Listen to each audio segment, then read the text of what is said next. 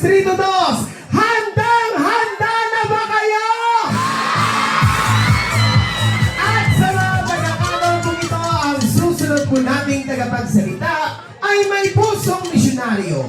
Tunay na may pagmamahal sa kapwa, kaya naman pinarangalan bilang People of the Year.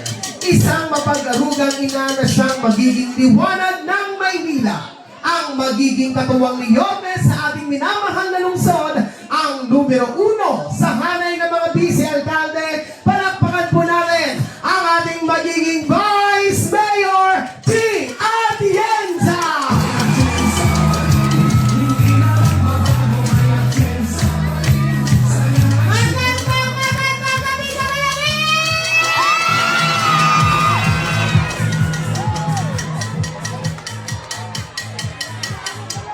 Pero bago ang lahat, tabi-tabi po.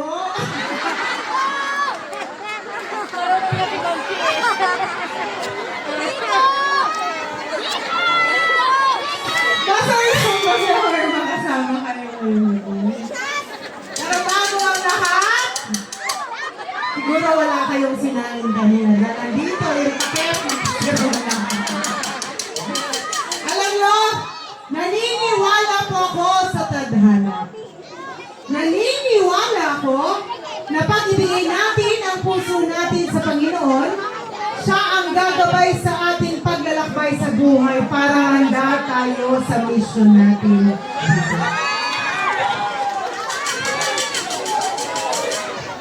Ako po si Chia Atienza, ang bunsong anak ng dating puting Mayor Lito Atienza, direktora ng kababaihan ng Manila, at alam ko, nakatadhana ko na tumayo sa inyong harapan bilang vice-alkalde ni Yorme Isko Moreno Peñaloso.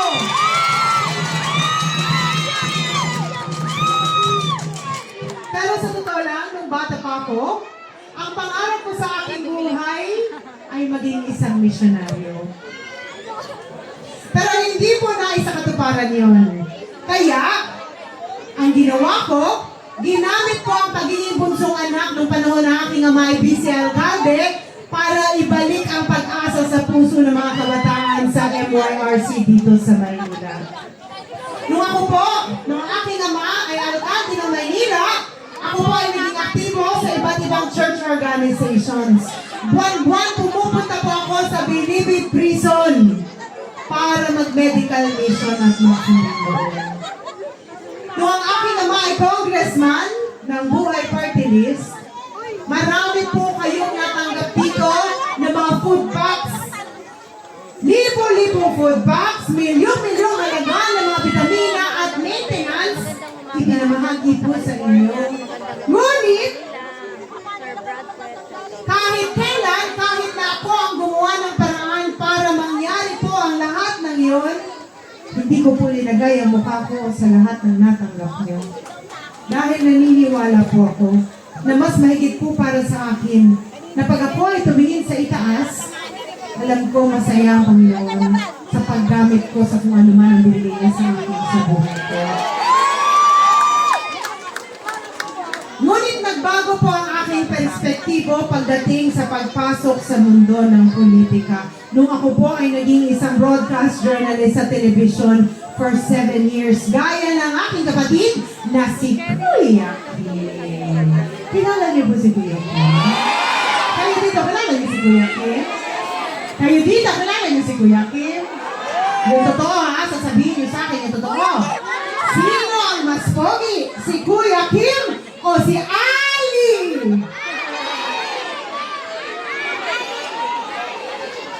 Parang isa lang ang narinig ko na nagsabing, Kuya Kim. Huwag niyo akong susumbong ha. Pero, ang sabi niya, nung nagbigay daw ang Panginoon ng katalinuhan, binigay kay Kim. Nung nagbigay ng kagwapuhan, binigay kay Ali. So, ang ibig sabihin ba, nung pangit si Kuya Kim? Huwag ako susumbong, yari ako sa bahay. Tayo, hindi pogi po yun. Pogi yung Kuya Kim. Pero, kagaya ng aking kapatid na si Kuya Kim, ako rin po ay nasa telebisyon bilang isang broadcast journalist. At Ang galing nyo. Napanood nyo? Ang galing nyo sa TV po. Lagi tayo. Pero for 7 years, ginawa ko pong kunin ang kwento ng ating mga kababayan na napag-iwanan sa laylayan ng lipunan. At doon ko po narinig ang mga hinaing ng mga iba't ibang sektor na nagdadasal na sila ay mapakinggan ng gobyerno. Ginamit ko rin ang aking boses para tayuan sila. Ngunit, totoo nga pala talaga ang sinabi ng iba. Na kahit ano ang hinaing natin o isigaw natin, kung ang gobyerno hindi marunong makinig sa tao, ika nga ni Yorme! Nga pa rin pala tayong lahat. At alam nyo, may nakilala po ako sa isang programa ko. Yan no, si Nanay Emily. May maganda pa ako dyan, no? Ngayon wala na. Maganda pa rin! Yan po sa isang programa ko ngayon sa television. Ito po si Nanay Emelita. Kailangan ko kunin ang kwento ni Nanay Emelita dahil gusto ng aking programa na malaman ang hinaing ng mga senior citizens dito sa ating bansa. Kinento po sa akin ni Nanay Emelita na siya raw ay nabuhay sa kahirapan. At sabi niya, na malapit na raw siyang mamaalam dito sa mundo dahil siya po ay 85 years old na at meron siyang malubhang sakit. At sabi niya, gabi-gabi, ang katabi daw niya matulog ay mga basura at daga sa isang maliit na kariton. Ang sabi niya sa akin na nagbago po talaga ng aking puso, sabi niya, malapit na akong mamaalam, ngunit mukhang dadaan lang ako dito sa mundo na tila parang isang daga. Ang para sa akin, mahal tayo lahat ng Panginoon. At dapat, masagana ang buhay nating lahat. Ngunit, kung ang gobyerno walang malasakit sa atin, maraming dadaan na Nanay Emelita dito sa lungsod natin at dito sa ating mundo. Kaya alam nyo, hindi na ako lalayo dahil dito na lang sa Tondo. Nakita ko tondo at tundos. Ang dami pa rin Nanay Emelita. At kung tuloy-tuloy ang gobyerno hindi magmamalasakit sa inyo, maraming dadaan dito na pakiramdam nila kung halaman sila. Kaya ngayon, nakatayo ako dito sa inyong harapan at nasusian po ang aking puso ni Nanay Emelita na ipaglaban na para sa aming mga lolo at lola at para sa lahat ng mga Manilenyo dito na pag kayo ay pupunta sa health center nyo at mga ospital dito sa Maynila, dapat siksik, liglig ang gamot, vitamina, maintenance at pag kayo'y nagpapatingin, dapat kahit kailan, hindi kayo sinusungitan ng kahit na sino man. At pag kayo pumupunta sa mga ospital, dapat gumagana ang mga makina na makakatulong dapat sa inyo. Dapat maraming doktor at dapat ang mga nurse laging nakangiti. Masama na nga ang pakiramdam nyo, nakasimangot pa sila. Kaya, pero huwag natin sisihin ng mga barangay health workers, ha? Kasi hindi rin sila naaalagaan ng gobyerno, kaya siguro uminit ang ulo nila. Pero huwag kayong mag-alala. Late pa ang sahod. Sino pa naman ang hindi susungit? Ang hirap na ng trabaho, wala ka pang sahod, gutom ka pa. Huwag kayong mag-alala dahil sa amin ni Yorme, makakasiguro kayo na pag kayo'y pumunta sa health center nyo at ospital, makakasiguro kayo na siksik, liglig ang gamot, vitamina, maintenance, at pag kayo'y nagpatingin, makakasiguro kayo na lahat ng tatanggap sa inyo may ngiti sa kanilang mga mukha.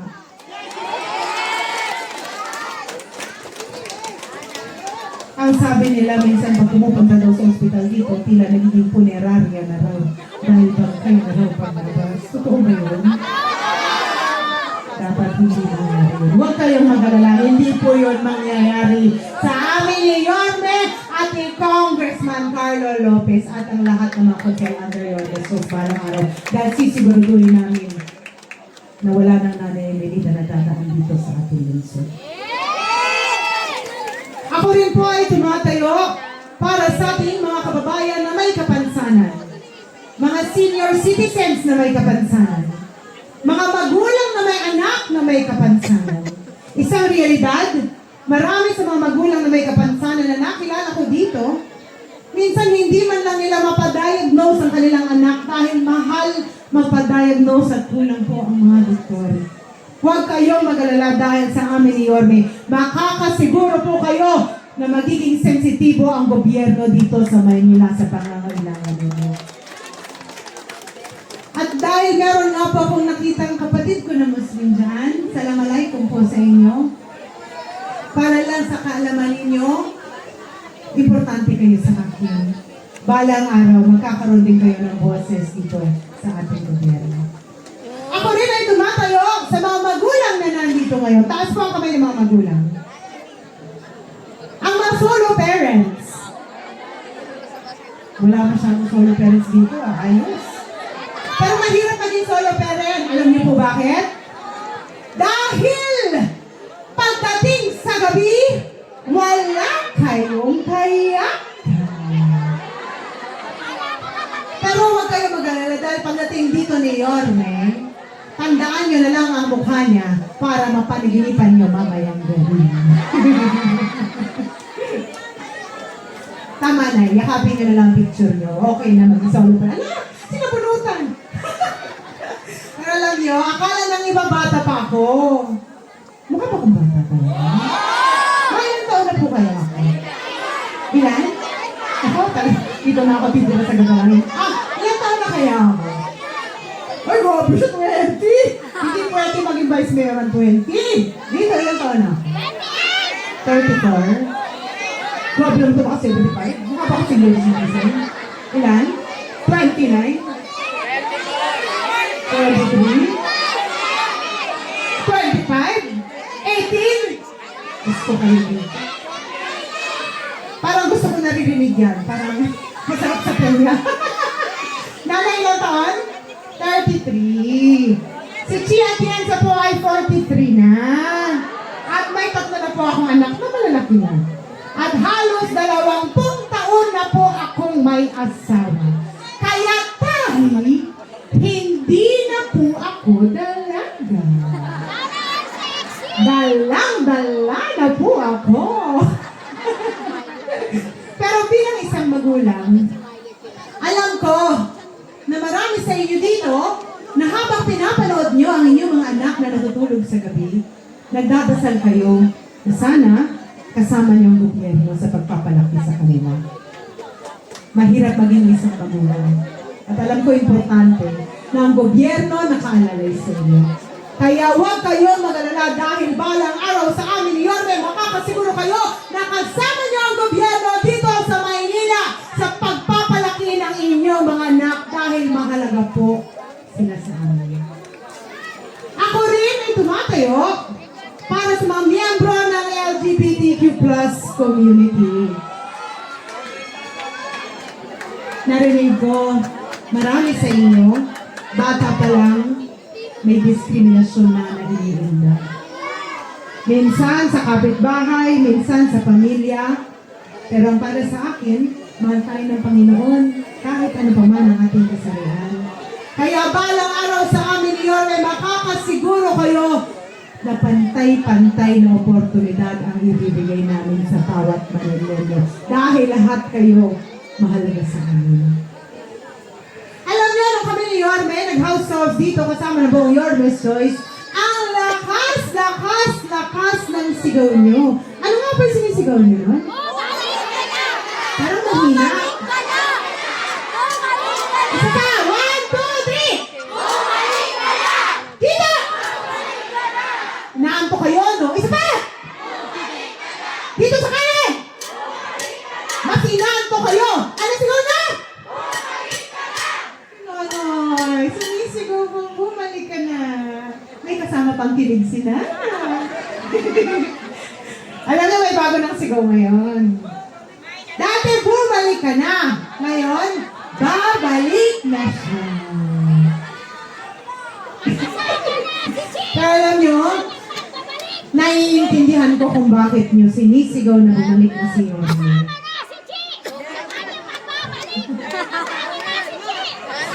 Para sa mga nanay at tatay namin, alam ko, miss nyo na ang gatas na ensure. miss niyo na. Ang malalaking cake na kumakatok tuwing kaarawan ninyo. Tama po ba ho? Ngunit nalaman namin na ang malaking cake napalitan na ng ang sabi nila, minsan daw late na i-deliver. Kaya pagtanggap sa bahay, nagiging biskotso. Pero sabi ni nanay, pati yun, naging stick o na lang. Sabi nila, natanggap niyo daw ng Pasko, Makati daw po yung tuwalya. Tama po? Makati?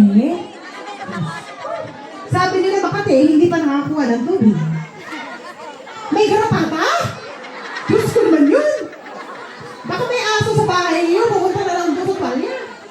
Bakit umiiyak si nanay? Ay, natin, nanay. May tubig ba kayo? May uminom. Bigyan mo yung tubig si nanay. Huwag kayong mag-alala dahil lahat na mga na-miss nyo, ibabalik po namin sa iyo balang araw. Para naman sa lahat ng mga Manilenyo nandito, alam ko bakit nyo sinisigaw na bumalik na si Yorme. Dahil miss nyo na magkaroon ng isang gobyerno dito sa Maynila na mabilis kumilos at napakikinggan ang boses ninyo. Huwag kayong mag-alala dahil ilang tulog na lang at babalik na si Yorme Isko Moreno Tumagoso! Ngunit, kung maaari, sana isama niyo rin po si Chi Atienza.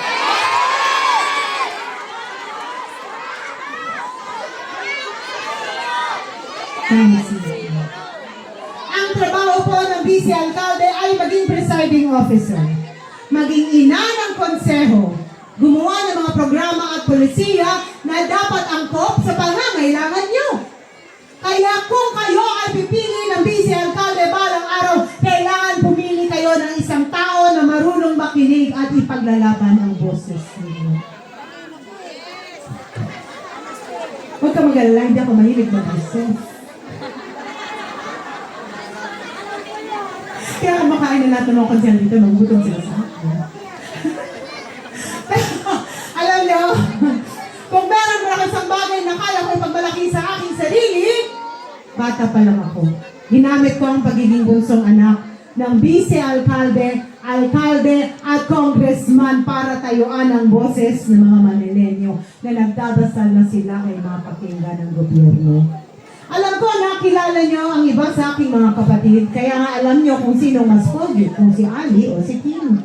Pero, ako man ang bunso sa aming pamilya, isang trivia lang. Nung bata pa ako, sinabihan ako ng aking ama na ako ang magpapatuloy ng mga nasimula na dito sa Manila. Ako po ay nakapagtapos ng Political Science major in Governance. At nung ang aking ama ay vice-alcalde ng Maynila, tinuruan niya ako maging isang magaling na vice-alcalde na may integridad na sumuporta sa kanyang alkalde. Kaya, makakaasa po kayong lahat dito. Alam ko, mahal niyo si Yorme. Mahal niyo po ba si Yorme? Mahal niyo po ba si Yorme? Dito sa kanan, mahal niyo po ba si Yorme? Ito nga, kasi mapupuyat kayo ngayon gabi. Balang araw, makakaasa po kayo na susuportahan ko ng buong buo si Yorme Isko Moreno Tumagoso! Dahil naniniwala ako na ang suporta ko kay Yorme ay suporta ko sa bawat batang Manila na nagnanais na sila ay magkaroon ng isang gobyernong ginagawa. Alam nyo, sa aming samahan ni Yorme, nag-usap po kami kung ano ang plano namin balang araw. Ang gusto niya, ibalik ang minimum basic needs o social services na naramdaman nyo at binigay ng gobyerno sa inyo nung siya ay alkalde ng Maynila kahit pa may pandemya. ang mga pabahay na siyang nakakatulong sa ating mga kababayan na walang tirahan. Ang gusto namin, paramihin pa yon para wala nang nanay Emelita na matutulog lamang sa isang kariton na kung saan ang katabi niya ay mga basura at balat. Sabi nga ni Yorme, ang gusto daw niya, ang mga kababayan natin dito na walang bahay, ang susunod na sasabihin, 15th floor please. Dahil mataas na daw ang kanyang tinitirahan. Ang mga paaralan na kung saan pag ang inyong mga anak ay pumupunta sa kanilang paaralan, kailangan magdala ng jacket. Alam na kung bakit? Dahil sobrang lamig ng aircon. Gusto niyo ba ng paaralan niyo dito? Gumanda rin kagaya ng almaryo. Kong, baka naman. Kumayag na si Kong. May umarbor na. So magkakaroon kayo dito, panalunin niyo si Congressman Paolo Lopez.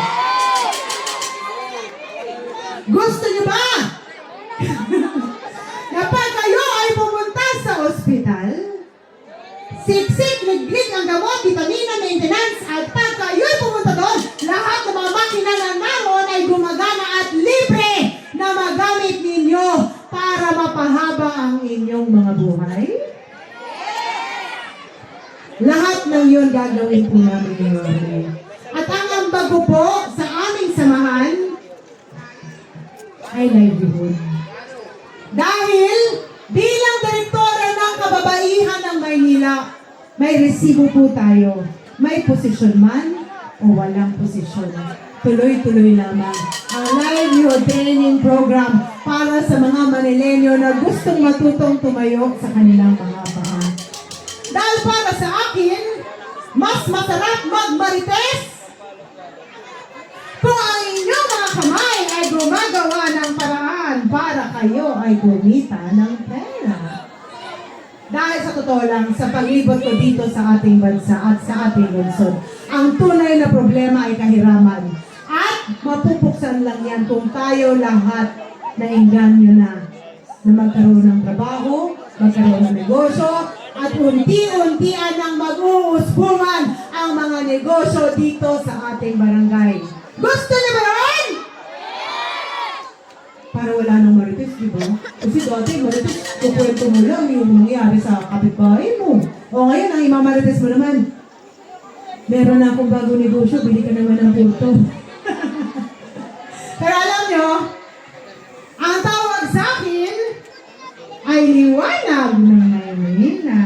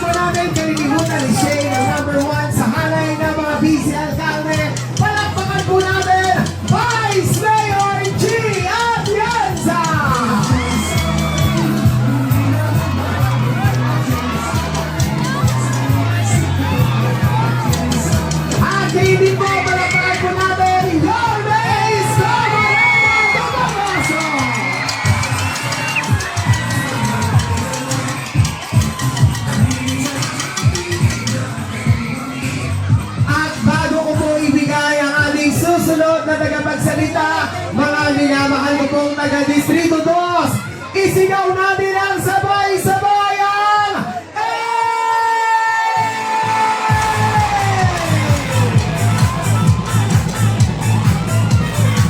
At sa mga pagkakataon po ito, isang malaking karangalan po para sa akin ang ipakilala ang isang leader na kahit kailan ay hindi tayo iniwan sa gitna ng laban natin sa pandemya. Ang isang leader na tunay na nagbigay ng pagmamahal, malasakit at kalinga, lalo tigit ang kaagapay natin sa oras ng ating pangangailangan. Ang batang galing sa hirap, nagsumikap. Ang batang Maynila, Yorme Isko Moreno Tomagoso!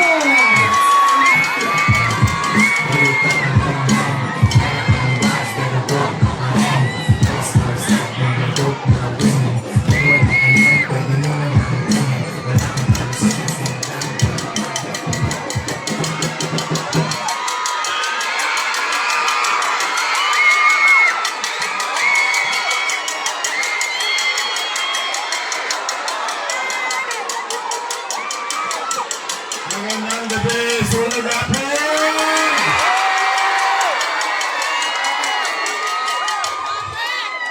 Oy, balita ko, kanina pa lang kayong alas 7 ng gabi.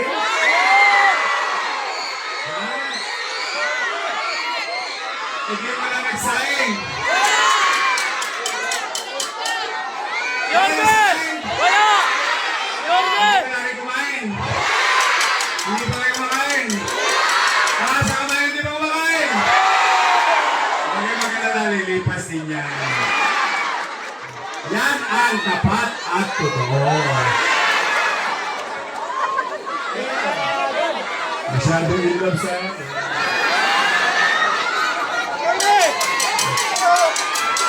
Thank you.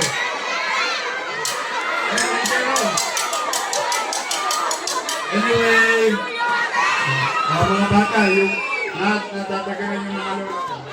Ay, opo lang, opo. Apo kayo konti. Opo lang kayo. Kami na natakpan na. Anyway, maraming salamat. Kanina pa kayo nakatayo dyan. Masasakit na ang tuhod nyo. Ay sige, pumanatag naman kayo. Hindi naman namin sasayangin ang gabi ninyo na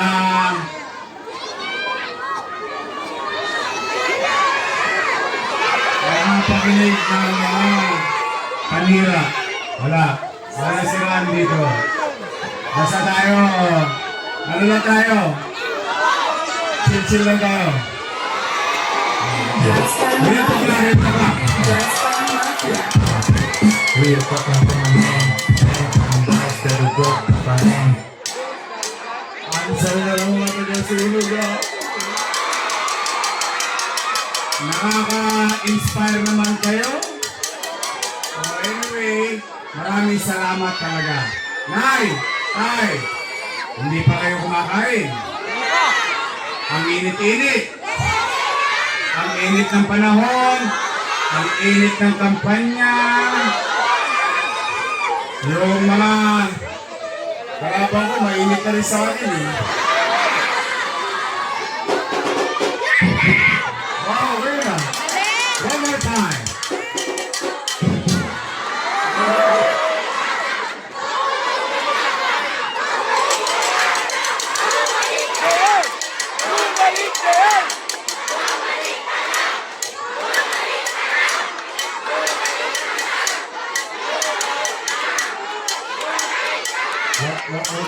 Huwag niyo masyado nakasan. Baka magalit si Nyoka.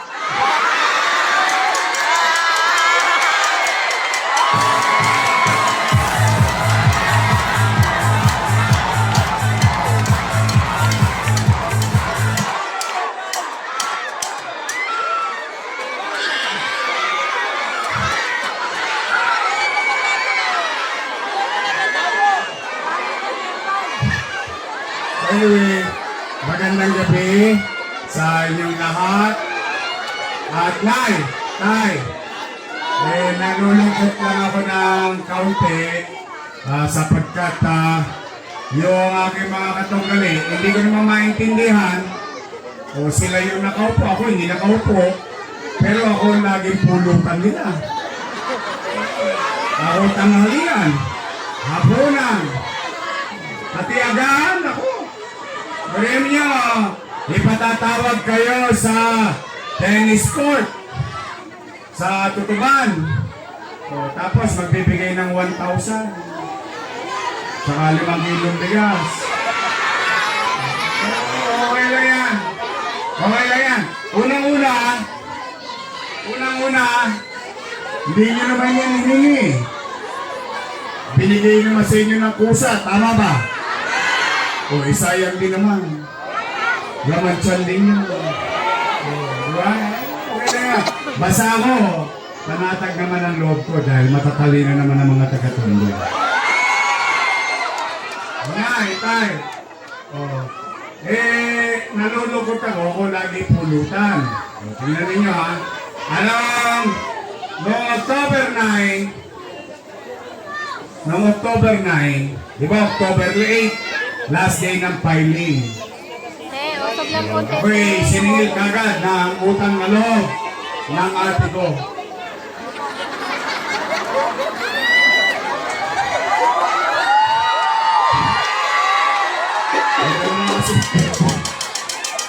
Yoga naman, ba't tinagtag mo kami rito ng picture nila?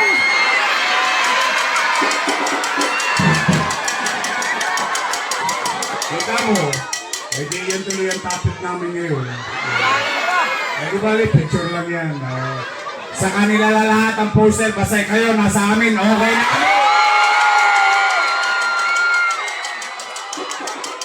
Pero, importante rin na marinig nyo ano ba ang paniwala ko tungkol sa utang na loob.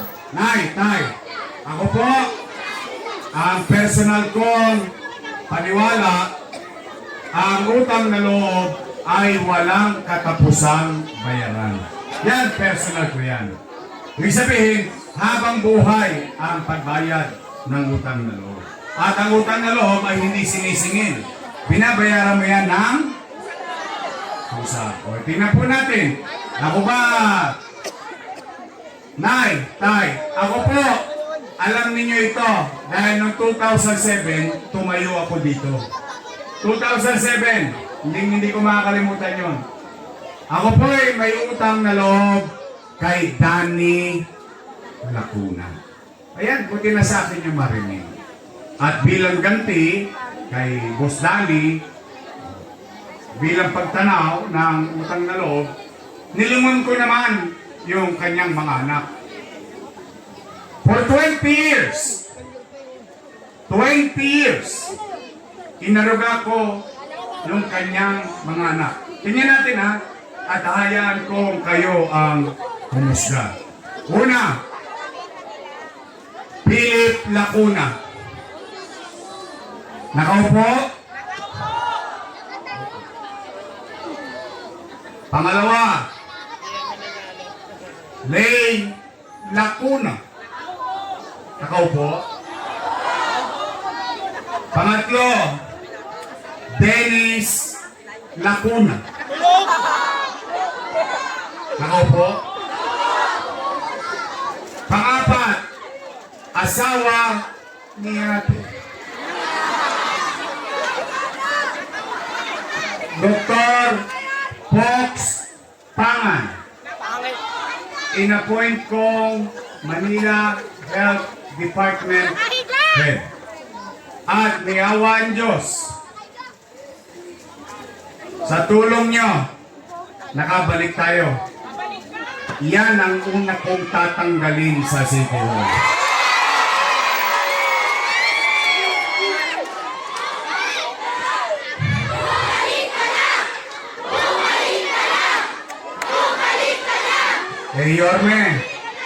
Yorme, bakit mo tatanggalin? Dahil galit ka ba kay Doc Fox? Hindi. Galit ako sa ginawa niya. Bakit?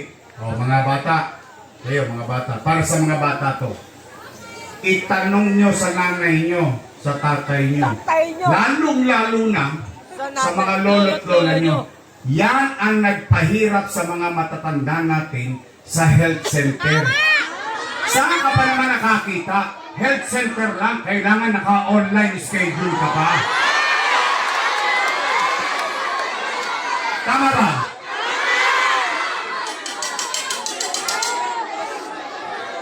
Hindi ko naman maintindihan.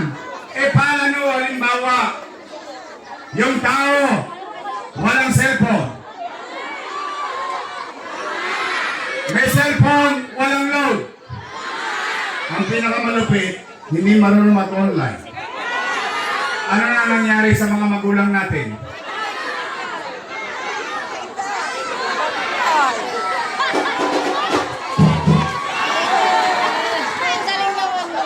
Tama ba? Ay, hindi personal. Bakit? Pinabayaan nila yung mga matatanda natin. Wala na nga gamot eh. Pwede ba ma-check up online pa? Kung hindi pa ako tumakbo, hindi pa nila tatanggalin. 2 years! 2 years nahirapan ng mga matatanda natin.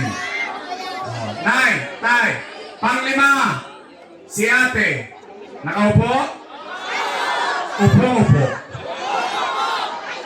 Ilan sila? 5. Happy? O di swerte sila.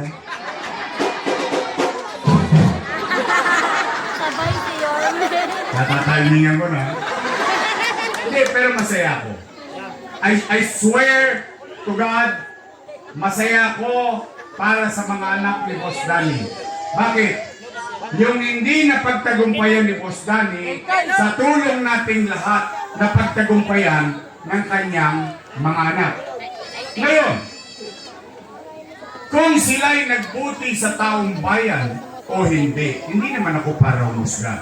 Taong bayan ang maghuhusga yan. Tama ba? Yorme, tatanaw ka pa ba ng utang na loob? Ang sagot, opo. Bakit? Pilipino ko eh. Wala akong magagawa. Ganun talaga tayong mga Pilipino eh. Kaya lamang, may pakiusap lamang ako sa pamilya nila. Baka naman, kung po pwede, sa ibang bagay na lang ako, tumanaw ng utang na loob. Bakit? May utang na loob din naman ako sa taong bayan eh. Kung wala ang Diyos at wala kayo, wala din ako sa kinalalagyan ko ngayon. Tama ba? Ngayon, masama naman bang dinggin ko yung panawagan at sigaw ng taong bayan? Taong bayan na sumisigaw na, bumalik ka na! Bumalik ka na! Bumalik ka na! Bumalik ka na! Bumalik ka na! Bumalik ka na! Bumalik ka na! Huwag yung masyadong nakasan. Baka sigawan ni Gaya, wala na kapalag! Napanood niyo? Napanood ko din eh. Paano usota? Pinalayas ang bahay. Huwag ka na pumalag! Bakit sila nagagalit? Bakit sila nangangamba? Kung sila ay nagbuti sa kanilang tungkulin sa taong bayan, kahit hindi na sila makita ng taong bayan, iboboto pa rin sila ng taong bayan. Hindi nagagalit. Ang gagalait. Ano mapapatid yung liig eh? Ano ba sinasabi? Kapag nasa tennis court tayo, kasama si Bentot,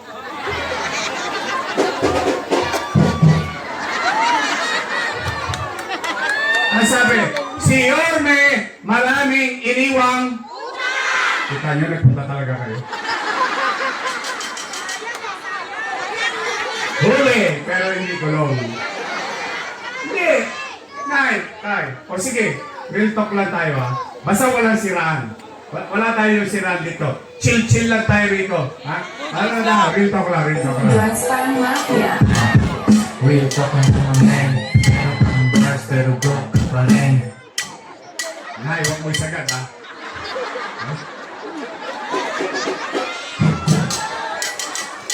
I love you, Nay. Real talk. Taas ang kamay ng may anak dito? Ayan na kayo. Okay.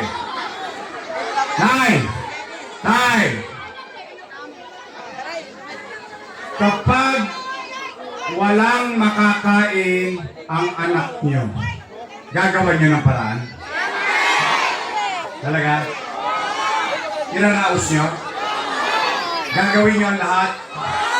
Itatawid niyo?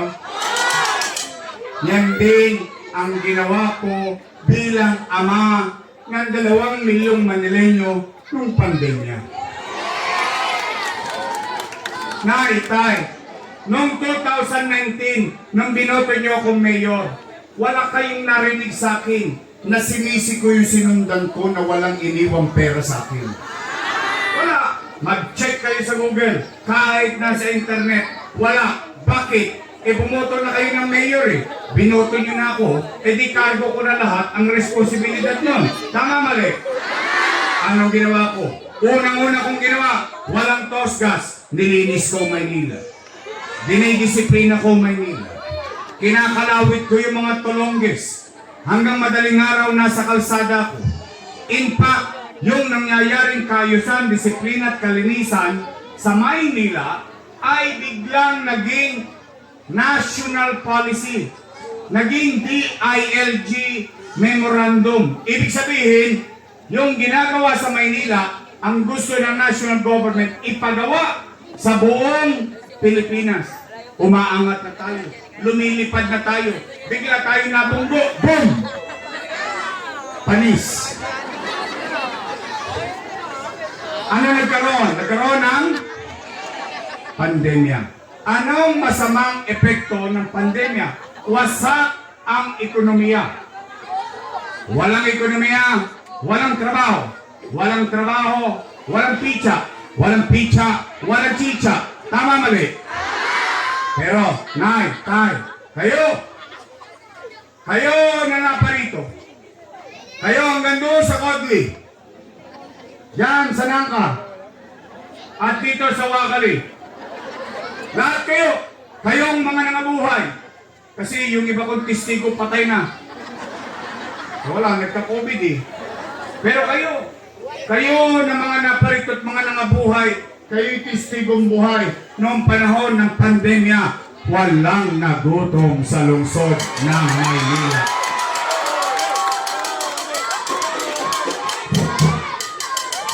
Tama ba? Nung sumabog ang pandemya, takot na takot ang tao baka mamatay sila sa COVID-19. Takot na takot ang tao baka mamatay silang dilat ang mata sa gutom dahil walang hanap buhay ni daga ng hayayat sa Maynila. Walang makain. Anong sinabi ko? Hindi naman ako nagpubli sa inyo eh. Never naman ako nagpubli. Nung natatakot ang tao, pumunta ako sa Facebook. Ano sabi ko? Nay, tay, mga lolo't lola ko, mga batang Maynila, pumanatag kayo. Huwag kayong mag-aalala. Pag ako, wala nang maibebenta, wala nang mauutangan, nakita niyo ito rilo ng City Hall, ipatatas ako ito, itambunting makaraos lang tayo. Ano naging epekto ng ginamit ko ay abilidad? Bakit? Ano masisingil kong buwis? Wala nang kita ang tao eh. Kaya lang mayor ako, umaasa ang mamamayan. Tama, mali? Pero tay, nagkaroon tayo ng food box buwan-buwan.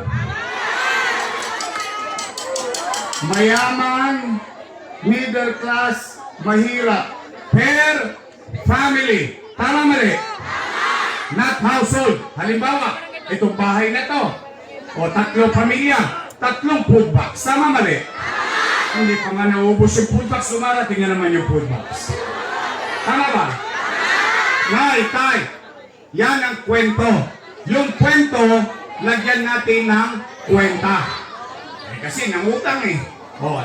Tay, 700,000 families. Ate, alam mo yan.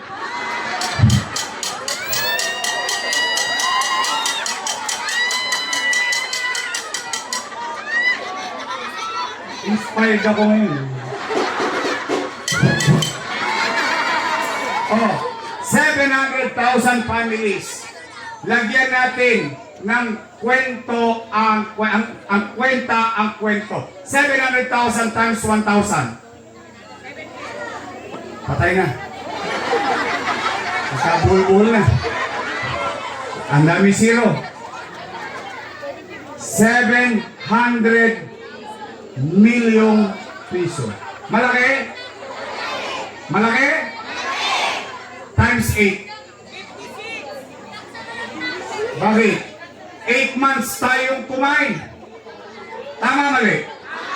Hindi ko pa sinasama yung Pasko. Naalala niyo yung Pasko? Oh, 8 times 7. 56. 5.6. Di ba nagbigay pa ako ng tigwa 1,000 pesos? Plus 700 million. 5.6 plus 700 is equals to 6.3 billion piso. 9. Taas ang kamay na may nag-aaral na anak sa public school. Taas ang kamay. Ayan, testigo. Anak na nag-aaral sa public school. 1, 2, 3, 4. Okay. 9, tay. Ang sabi ni Secretary Liling Briones, we will cancel face-to-face classes. Tama, mali? Namang problema yung nanay. Namang problema yung tatay. Wala naman trabaho. Tungkol na nga sa chicha. Bibili pa ng tablet. Pero hindi. Sa Maynila, ang public school students may tablet. Tama, mali? 110,000 tablets ang binili ni Yorme, hindi, ng syudad ng Maynila. Di ba?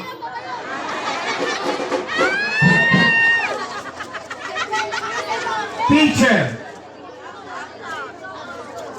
Si sir, si ma'am, 10,300 teachers. Bumili tayo ng 11,000 na laptop. Si sir, si ma'am, may laptop. May laptop na may internet pa. Yung mga anak natin, may tablet na may internet pa. 9, tay, paano pa yung remdesivir? Tocilizumab, molnupiravir, daang-daang libo ang halaga ng isang botelya. Isang botelya lang, mabuhay lang ang isang taga Maynila na may COVID-19.